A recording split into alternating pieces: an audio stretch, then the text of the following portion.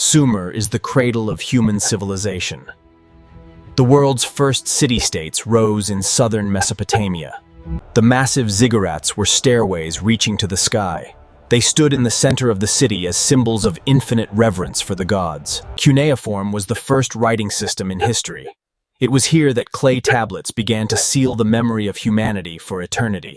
Irrigation systems transformed the desert into a paradise. The Sumerians were the first engineers in history to harness the waters of the river. Daily life teemed in the city markets.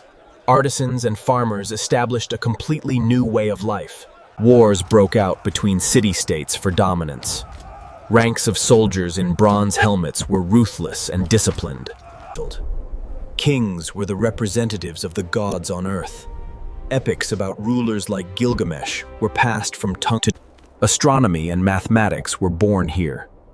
They learned to measure time and determine the movements of the stars. Sumer fell, but its discoveries live on.